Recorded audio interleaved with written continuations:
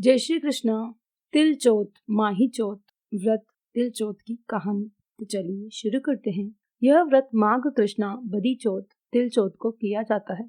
इस दिन पूजा में श्री गणेश जी व चौथ माता के तिल कुट्टे का भोग लगाया जाता है। पूजा के सामान के साथ तिल कुट्टा अवश्य रखा जाता है। तिल चौथ की कहानी। किसी शहर में एक सेठ सेठानी रहते थे। उनके कोई भी संतान नहीं थी। इससे दोनों जने दुखी रहते थे।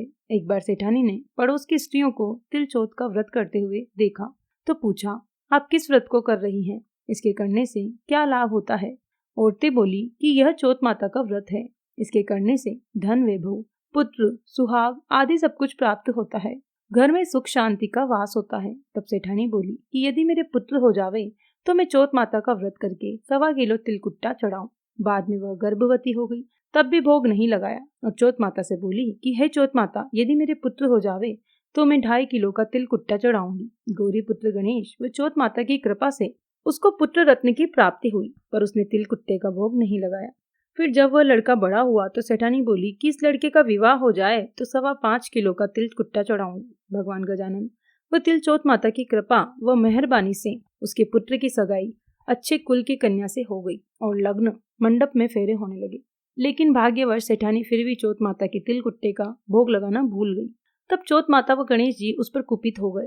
अभी फेरों के वक्त में 3 ही फेरे हुए कि चौथ माता अपना कोप दिखाती हुई आई। दूल्हे राजा का अपहरण करके ले गई और गांव के बाहर पीपल के पेड़ पर छिपा दिया।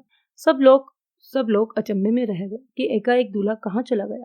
कुछ दिन बाद वह लड़की गणगौर पूजने जाते हुए उस पेड़ के पास से निकली तो पेड़ पर से दूल्हा बना हुआ लड़का बोला, आओ आओ मेरी अदब्याही नार आओ। तो वह भागी हुई अपने घर गई और अपनी माता को सब घटना कह सुनाई। यह समाचार सुनते ही सभी परिवार जन वहां पहुंचे और देखा कि यह तो वही जमाई राजा है जिसने हमारी बिटिया से अधफेरे खाए थे और उसी स्वरूप में पीपल पर बैठे हैं। तो कवि ने पूछा कि आप इतने दिनों से यहाँ क्यों बैठे हो? इसका क्या कारण है? जमाई राजा बोले, मैं तो यहाँ चौथ माता के गिरवी बैठा हूँ। मेरी माता से जाकर कहो कि वह मेरे जन्म से लेकर अभी तक के बोले हुए सारे तिलकुट्टे का भोग लगाकर और चौथ माता से प्रार्थना करके क्षमा याचना करे, जिससे मुझे छुटकारा मिले।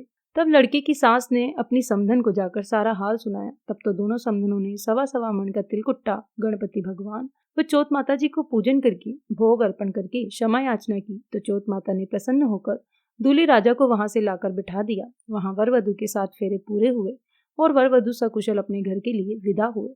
चौथ माता की कृपा से दोनों परिवारों में खुशहाली हुई। हे चौथ माता, जैसा उस लड़की के साथ हुआ वैसा किसी के साथ न हो और कोई भी नर नारी भगवान के प्रसाद को चढ़ाना कभी न भूले। गणेश भगवान व तिल चौथ माता की जय। अगर आपको वीडियो पसंद आई तो प्लीज इसे लाइक, कमेंट और शेयर कीजिए और मेरे चैनल को सब्सक्राइब करना ना भूलें। धन्यवाद।